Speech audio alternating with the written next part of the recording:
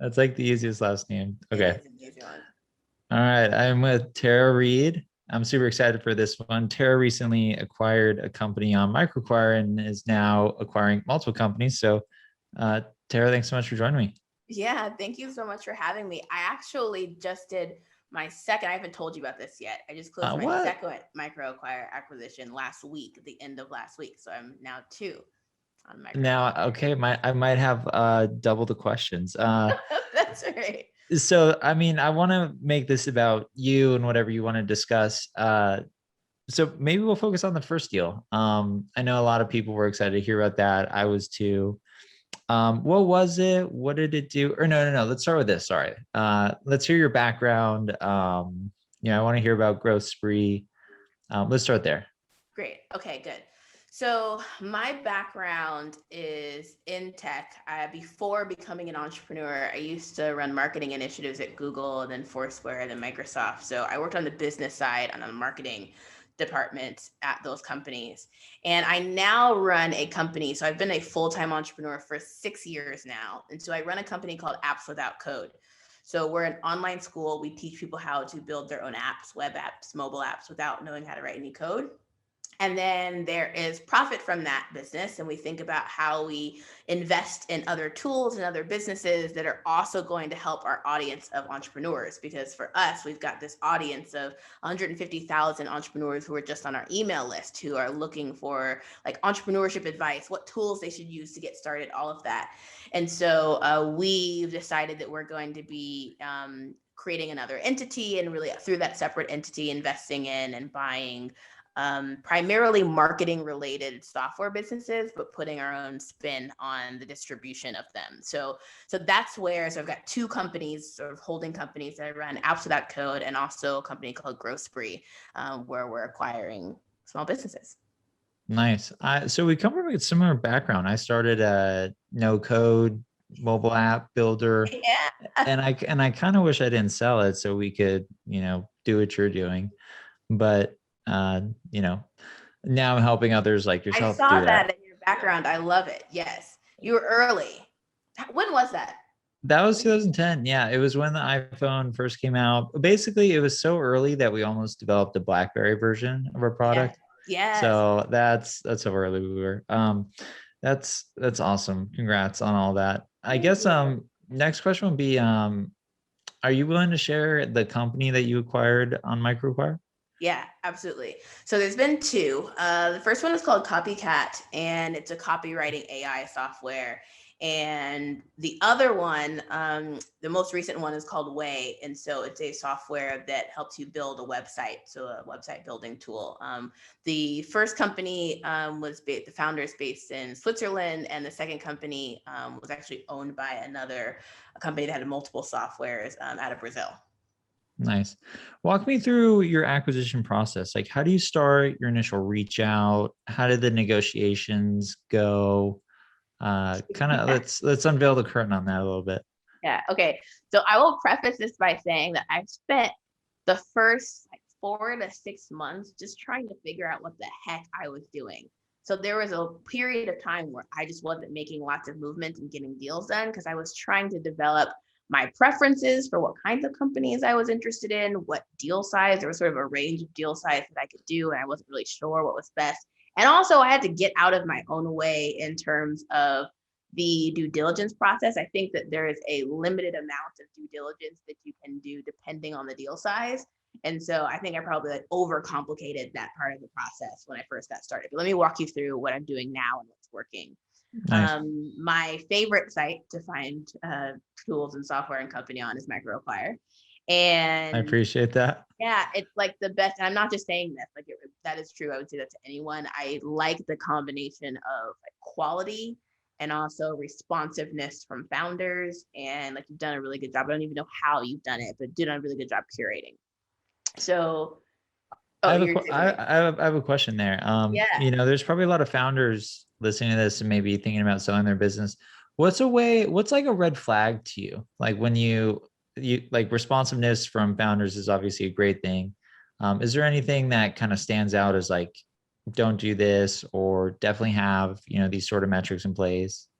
Yeah, I think that for me, the biggest red flags come a little bit later in the process. So it's not necessarily just the post itself. It's like once we start talking, there's a willingness to um, come to a, usually what I'm doing is I'm asking questions. Like when we get on the phone, I'm going to ask questions about what they're trying to accomplish, because oftentimes we can structure a deal that like even better allows them to accomplish what they initially set out for, than like the number or the structure that they originally posted. So like I'm asking sort of questions, I'm sharing like what I'm looking to accomplish, they're sharing what they're looking to accomplish, and I find that like a red flag is just like unwillingness to talk about much at all.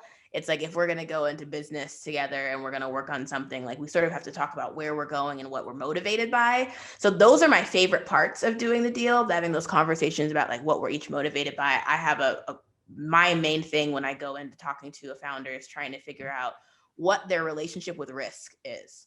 Like, are they just interested in cash up front? They want to do something a little bit less risky, which they want cash up front. They want to be able to like walk away from it, or they don't want it to there to be many variables. Like, is that what your relationship to risk looks like? Or are you more interested in like, oh, I know that I built something cool here, there's some upside, I think that like I'd like to have a piece of the upside if I found the right partner who I feel like could get it there. Like I want, my first thing I'm trying to understand is what your relationship to risk is, because there's no right or wrong. We all have a different thing we're trying to accomplish. Either a little bit more safety, security, I know what the deal is going to be, or like I'd like for this to skyrocket and I want a piece of it. In either of those scenarios, there's no right or wrong, but how we structure the deal is totally different depending on where the founder's head is at. So that's like one of the first things that I'm trying to talk about with the founder. And I think there are some scenarios where founders like aren't really interested in having that conversation. But that's the conversation in the deals that I've done that like really make a really good deal. And like everybody walks away feeling like they got something great out of it. Yeah. So just general alignment. And I definitely agree with that. I think just naturally as entrepreneurs, you kind of do this sort of like we're for sale, but like not really for sale. We're like this maybe might work, but not really, I know I Yeah. used to do sort of like that weird dance. But just yeah, being like upfront, transparent, getting on the same page, and just doing it like very direct, I think is a great approach. So nice work there. In terms of, tell me how you structured the deals. Yeah. Okay, good question. So the first deal that I did was a deal where I purchased 80%. And there was a cash up front, 80% purchase. They held on to 20% equity.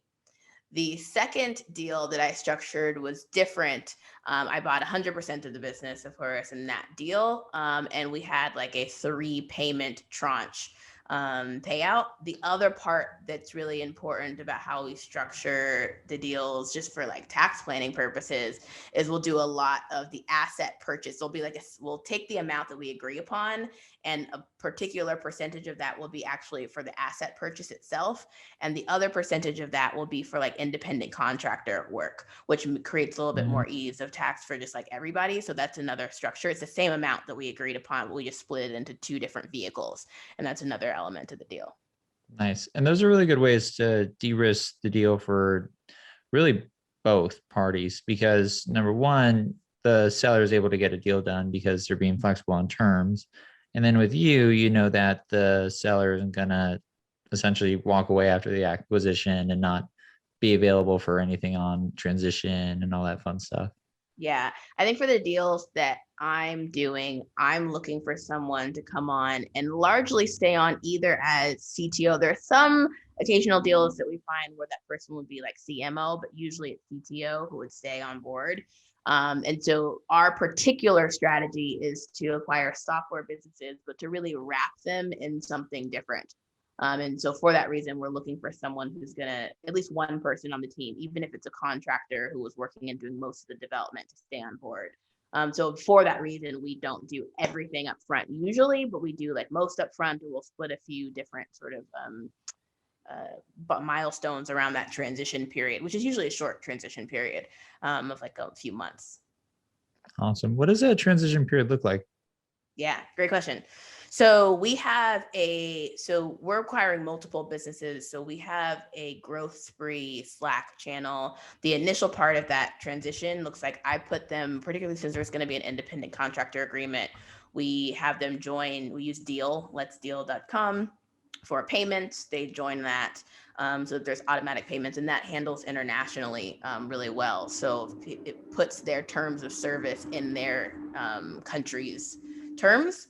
And then also, what happens is usually we set a weekly meeting, and we have that weekly meeting. We talk about things in between in Slack, but during that weekly meeting, we sort of agree on here's what I'm going to do, here's what you're going to do, here's what the team's going to do moving forward. For me, I'm buying relatively smaller brands that need a good amount of like direction, particularly on the distribution level. So I have a team on the Growthspree side. I have a lead that focuses on agency. So creating an agency out of the software. I have a lead that focuses on marketing. So my Growthspree team is primarily meeting with whoever it was we acquired. And so all of the Growthspree companies are sharing marketing, agency operations, a couple different resources, if that makes sense. But then they have a point of contact who's usually the CTO. Right. I love how you're leveraging in-house resources for your existing company with this holding. Is that the setup that you have? So basically, whoever's in charge of marketing kind of takes lead on building out the growth plan for every newly acquired company? So there's definitely sharing of resources, and the premise of really what we're looking to do at Growthspree is to allow some sharing of resources. So for example, the person who runs marketing for Growthspree, she's exclusively at Growthspree. However, she used to run marketing with me at Apps Without Code. So I've already worked with her for a while and hired her on to work on this other project. So I am working with people that I've worked with before to sort of place them in places.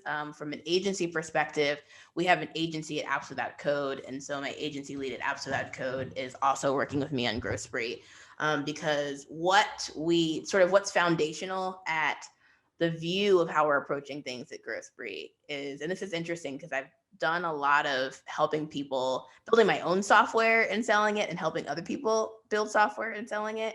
And one of the challenges with software is that like, people think that software should be free or cheap. Like most people believe that. Yep. I can definitely agree with No, that from personal experience. but if you gave people like a service, the service did the exact same thing as the software, but just a service version, and told them that humans are going to do it, they would pay like way more for that same exact thing. Or if you taught them something and gave them education, particularly in the US, but I think worldwide, we think that education is worth money. So we're like, oh yeah, like I will spend money to learn what the software is doing. But the software itself, people have like a really low perceived value for it. So the strategy at Growthspree is to lean into that, because there's a couple of pros and cons of each of those business models. It's not like software is terrible. Software is great. There's pros and cons of each of those three business models. With a course and with education, people have a high perceived value. However, like most people, you've got to like pull them through getting them to do the work, right? Like to complete it and actually doing the work. An agency is nice because people really get what they actually want, which is like to not have to do much. It gets done for them. However, agencies are usually really hard to scale. Like there's a lot of like custom things that you're doing for different people, so they're often hard to scale. And then with software, software usually automates the process of the fulfillment for them, right? But people have a really low perceived value of software. So the idea that we're playing with at Growthspree is to combine the best of each of those three business models. So when we acquire a software business, we're not going to sell it just as a software business. We sell it and position it as a education experience and or an agency. Sometimes it's both. Sometimes it's just one or the other. So an example of this is with Copycat. We're repositioning it now. We're working on this right now where we could sell it as a software, and there are competitors out there, right? Competitive tools that are you type in your piece of text that you want to write, and or you describe your business, for example, and it writes emails for you for your marketing, or it writes ads for you for your marketing. Those things exist. But when I talk to folks who run agencies, their perceived value of how much they should spend on a software that does that is pretty low. But if you tell them, actually, we're just going to give you a service and we're going to write your copy for you, it's like goes sky high. And so it's just a totally different perception. So we are going to have some human copywriters that are doing the work, but we're also sort of centering it in the tool. So the tool is the fulfillment, but not actually the thing that the client interacts with. Does that make sense? No, it totally makes sense. Like at business apps, we had a really easy to use app builder, Yeah. but we would build most of the apps for customers. Because for us, it took, 10 minutes. We know the software inside and out, but Yep. that, lowered the barriers to entry. Like one, I don't have to learn the software. Two, I know when it's all configured, it's going to be done correctly. Right. So that's a really good model. I really like that. Yeah. So take the software business, wrap it in either an education or agency, sometimes both, depending on the model. So an example of this, we just acquired Way, which is a website builder. And it's funny because you might think that that space is like so saturated already. I'm actually really interested in saturated spaces where people just want it done for them. Like I'm Yeah. actually really interested in that. So we have like a list of our 150,000 person list of people who are building their own websites, building their own apps. They're also thinking about building websites, and we often say like, hey, that's not something we do, but like, here's a tool that you can go do it yourself in. And some people do it, but other people are like, most people don't know how to structure a really good website. Or how to or want to build it themselves, right? The average person, if we think about you and I who are like entrepreneurs and we're going to get in there and we're building and we're like techie, we'll do it. The average person is not going to do it. And so we're wrapping that both in like education about how to build a really great website and structure, but also we'll then do it for you. I really like that. I think we have a lot of alignment on startups in terms of I talk to a lot of entrepreneurs that are always looking to build what I've called the vending machine. Like they'll Oh, just what is come to that? your website, they'll just sign up, they'll pay a subscription. You never have to talk to them. They never have any questions. But in reality, like, getting on the phone with customers, like understanding like their needs and pain points, being able to be consultative and helpful, goes such a long ways. And that can be like the differentiator from Yeah. you and, 1,000 other competitors, especially in a crowded market. Yeah, I think that's spot on. I'm not really that interested in the like low price point, but we've got lots of customers model. I actually prefer premium price points as a business model and sort of learned that in my first two businesses. One where I did a low price point, one where I did a premium price point, and there was a radically different outcome in just how the businesses ran and worked and how you can bootstrap, right? If I was going to raise a bunch of capital, low price point, tons of users, it's perfect. I'm personally not that interested in raising venture a ton of external capital. And so it looks a little bit different. Yeah. I mean, if you could build Calendly, like more power to you, but like for Yeah. most entrepreneurs, it doesn't work out like that. Like you have to talk to people. You have to, like we even do that at Microacquire. Like, we're very hands-on, we talk to, the founders, we talk to the buyers. But that's, I guess what I'm trying to say is like, Paul Graham's quote of like doing the stuff that doesn't scale and you can charge for that too. Yeah, So that's that's awesome. right. That's right.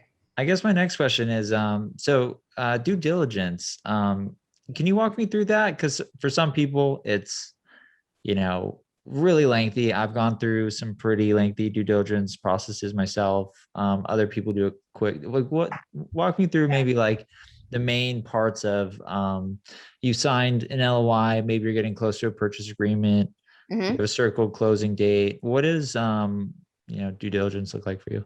Yeah, it's relatively brief. I will usually jump in and like because I'm pretty hands-on with software and feel comfortable with it, like I'll go explore the front end of the tool myself. Or my team will. I have one other person who's on my team now who's helping me with this. So there's sort of two of us doing this. Um, and then I have tried in the past, I actually worked with a due diligence company actually who like went and looked at code base and did all of that work. And I felt like it just wasn't all that helpful at the deal size that I was doing. Mm, To get that level of like, there were things that were like, yeah, this could be more secure. We could do this a little bit differently. And so, and that, all of those things were sort of to be expected of someone who was a small developer who didn't have like a humongous team, right? Nothing shocked me. And I actually decided not to do that formal due diligence of a process moving forward in that same way. So I will have a Zoom where I ask sort of the developer or the founder to sort of walk me through what they've got on the back end. I'll ask questions, sort of got a checklist of things. And that's like the bulk of the due diligence that I'm doing. I'm not doing a whole crazy ton. Nice. And then for like first time buyers, like what would you recommend in terms of like, are there any of like favorite resources or, I mean, obviously, following you on Twitter is probably a good thing to do, but anything that kind of helped you in terms of getting your first acquisition done? So I have a business manager who helps me with my companies across the board. And he was actually the push to getting my first deal done. And mainly his push was like, you just have to do it. Like, even if it sucks as a deal, you just have to do the first one and rip off the band aid. And was I, really pressing on I, that. But he was so right. I recommend that like to people all the time. Like, what should I start with? I always recommend something small just to go through the motions of like letter of intent. You have a purchase agreement. In between that, you have due diligence. Then you have transferring of the assets, and then just do it all formal, even if it seems a little overkill, just to kind of like give yourself a little bit of confidence to, when you do find a bigger business, you can move into it. Yes. Yes. So I think that's largely what's happening. Like, we started with a small deal and are sort of scaling up, but I really just had to pull off the band-aid. I don't know that I have like a best practice thing that you have to read. There were a few articles that I read, but actually not that much. Like, I just needed to go. Yeah, it's kind of like starting a business too. I mean, you could read all the books you want and watch all the videos, Yeah. but yeah, when you actually start it, that's when you start to really, really learn the most. Really, Um, the biggest question I'm asking myself, like the majority of the due diligence for me, is the core question that I'm asking myself, particularly since I'm a marketer. I'm building this leveraging my not only my marketing ability, but also the audience that I have. So it's like, okay, I of entrepreneurs that I already have interested in tools and things that I'm recommending. So if I first am clear on like what my superpower is that I'm leveraging, and we all have some sort of thing that we bring to the table that we're going to leverage. It could be that like you are really innovative and can come up with lots of cool new ideas for the product, right? Like, that's not going to be my superpower. I'm probably not going to come up with a bunch of product ideas as what they can do differently. I'm going to come up with a marketing and distribution idea, or how we're going to like wrap this in something that can get a different price point. And I'm literally just going to stick with that. Like, I'm fine with being sort of a one trick pony on that.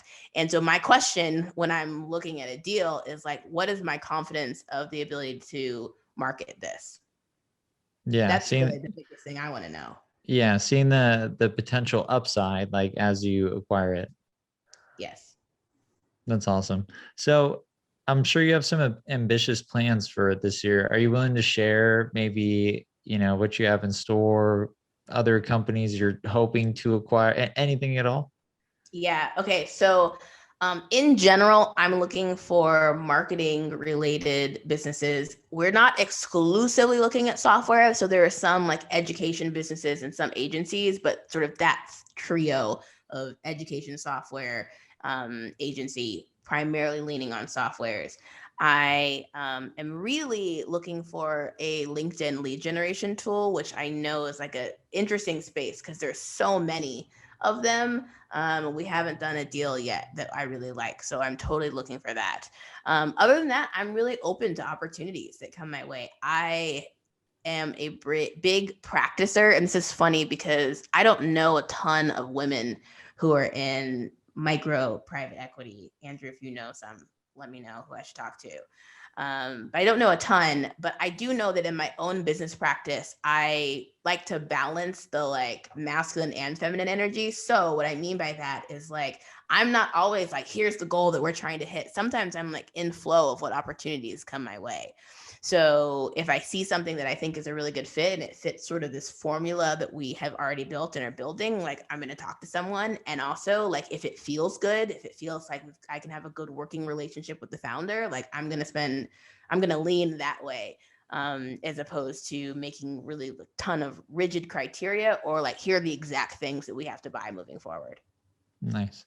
I like that. Yeah, just being patient. I think someone told me a quote where the best deal to do is typically it was like the one in front of you, and then the second one is like no deal at all. Where if it's just not a fit, don't go, searching too hard, wait for something that fits within like like it just needs to feel right for on multiple fronts. And then that's when you kind of move forward. There have been multiple times where it just like it didn't feel right, and I pulled out because it didn't feel right. The collaboration of how we were working together, how the meeting went, just didn't feel right, and that's okay. Yeah.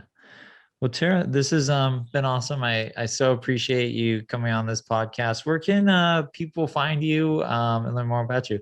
Yeah. Okay. So you can find me on both Twitter and Instagram at Tara Reid _. On Instagram, I'm usually writing sort of these like micro blog posts and captions about what I've been up to in business. And I'm going to be doing a lot more of those actually really related to what I'm doing with Growthspree. So Instagram or Twitter, Tara Reid _.